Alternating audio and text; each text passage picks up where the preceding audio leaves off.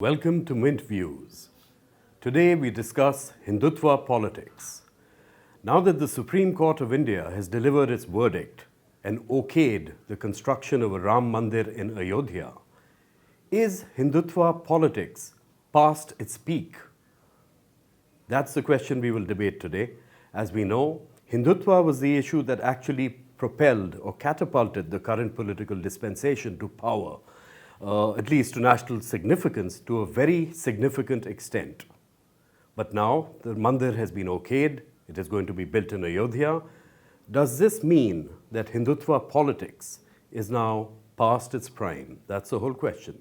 Anant, what do you think about that? I think I agree with this proposition. My belief is that the political gains that you can make out of this issue are gradually going to only reduce from here on. The reason being that the core ideology of the Bharatiya Janata Party and also to a certain extent the whole right wing was premised on three big issues, which were the Ayodhya dispute, the Uniform Civil Code, and also the Triple Talaq issue. Out of these three issues, two have been fully resolved, or at least legislated upon, so that to at least provide an end to the dispute. Third one also, interestingly, Rajnath Singh has recently said that it's perhaps time for that issue also, the Uniform Civil Code also to be legislated upon. Now this gives, once this also happens, given the brute majority that the government has and the way they have pushed forward these core issues in Parliament, I would be inclined to believe that the Uniform Civil Code also would be approved very soon. After that, what do they talk about? The political narrative that had built around the rise of the BJP that came about on these three issues, once they are gone, then they'll have to think of a new narrative. The interesting thing is that there is evidence that we are starting to see that a shift in the political narrative is starting to take place. I think this dispute or the problems that are cropping up in Maharashtra is a reflection of that. The reason being that I think the Shiv Sena had suspected that the political gains out of this rightist issue are only going to fade from now on, which is why they're trying to change political leanings from the right group to left liberal side. I think it's deliberate and it's not about the domestic politics of Maharashtra, but it's more because of the broader political narrative that they think would survive in the years ahead. That's an interesting point, Anant.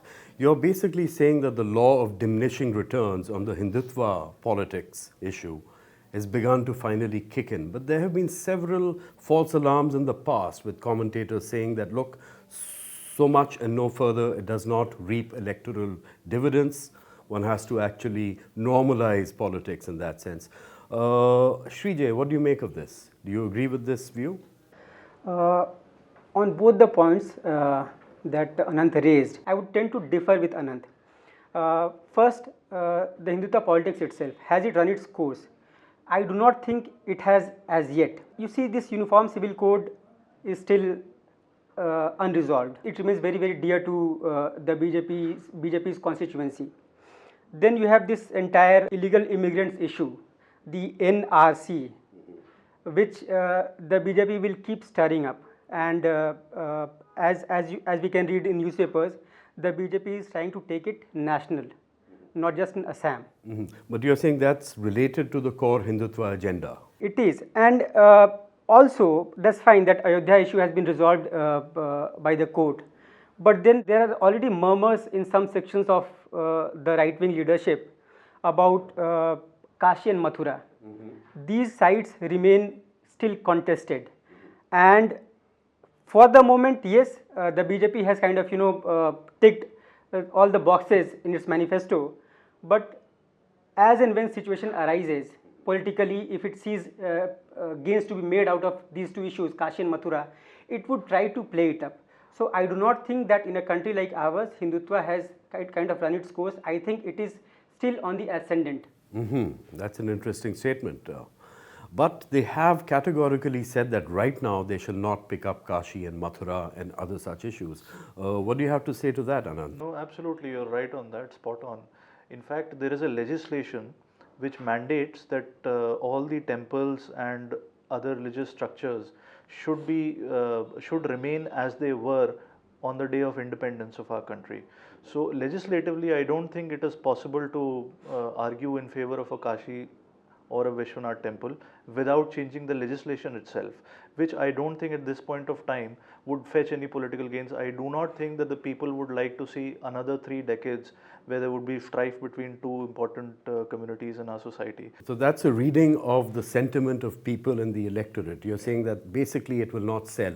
Rohit, what would you think? Coming back to the question whether if Hindutva is past its prime, the very fact that it gained prominence says that it has a certain appeal. So I think it's premature to say that it's past its prime. We can't say. Ultimately, it looks like much might actually depend on the prevailing political circumstances going forward. You never know how things shape up. The hope, the fervent hope across the country is that we have seen the last of the strife associated with this agenda in particular, and we shall not see the kind of thing we saw over the past 30 years, closure in that sense. But politics is politics. You have no clue where it's going, and circumstances can change, often for the better, sometimes not for the better. But we all do have to keep watch and hope things work out well. Thank you.